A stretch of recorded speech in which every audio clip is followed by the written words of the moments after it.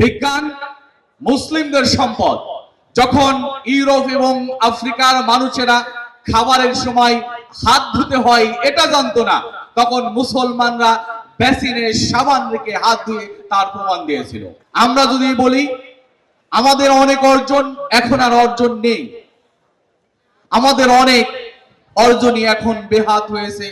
আমরা যে আজকের যে সায়েন্স ফেস্টের আয়োজন করেছি, ইবনে হাইসাম, আল বিরুনি, ইবনে সিনা, খাওয়ারিজম সহ যারা ছিল, যাদের এই বিজ্ঞানের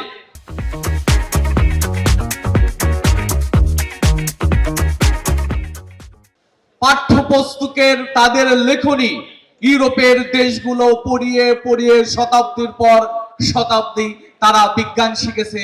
এখন আমরা এসে অনেক পেছনে চলে আসছি। এটা হলো আমাদের ব্যর্থতা। প্রিয় উপস্থিতি, ইসলামী ছাত্র শিবির চাই সেই অন্তত আমরা আমাদের জাতিগত এই জায়গায় মুসলিম উম্মার যুবকরা এই জায়গায় নতুন কোনো কিছু করুক, বিজ্ঞানের এই জায়গায় ভূমিকা রাখুক, এটা ইসলামী ছাত্র শিবির চাই। আমরা এমন একটি প্রজন্ম সৃষ্টি করতে চাই যে প্রজন্ম বিজ্ঞান মনস্ক হবে, যে প্রজন্ম ঠিক একই সাথে নৈতিকতার সমন্বয়ে একটি নতুন জাতি গঠনের স্বপ্ন দেখবে। ইসলামী ছাত্র শিবির এরকম একটি প্রজন্ম সৃষ্টির জন্য চেষ্টা করে যাচ্ছে। পৃথিবীতে এখনো অনেক কিছুই আবিষ্কার হয়নি, মানুষের জ্ঞান খুবই সামান্য। কুরআনের বক্তব্য হলো ওমা উতিতুম মিনাল ইলমি ইল্লা কলিলা, আমি খুবই সামান্য জ্ঞান মানুষকে দান করেছি, খুবই অল্প জ্ঞানী মানুষকে দেওয়া হয়েছে। বিজ্ঞানীরা যখন নৈতিকতাকে বিসর্জন দিয়েছে তখন হিরোশিমা নাগাসাকির জন্ম হয়েছে।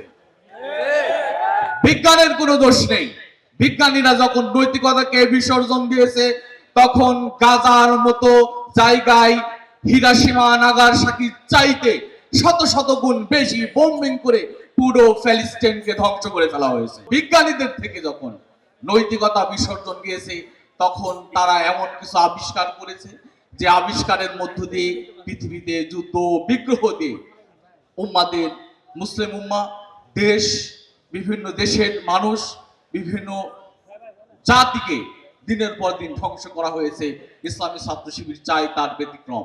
ইসলামী ছাত্র শিবির চাই নৈতিকতা, ইসলামী ছাত্র শিবির চাই সমৃদ্ধি, ইসলামী ছাত্র শিবির চাই আমাদের এই প্রজন্ম এমন ভাবে গড়ে উঠুক, বিজ্ঞান মনস্ক হবে এবং তারা ইসলামকে, ধর্মকে উন করার মধ্য দিয়ে তারা সামনের দিকে এগিয়ে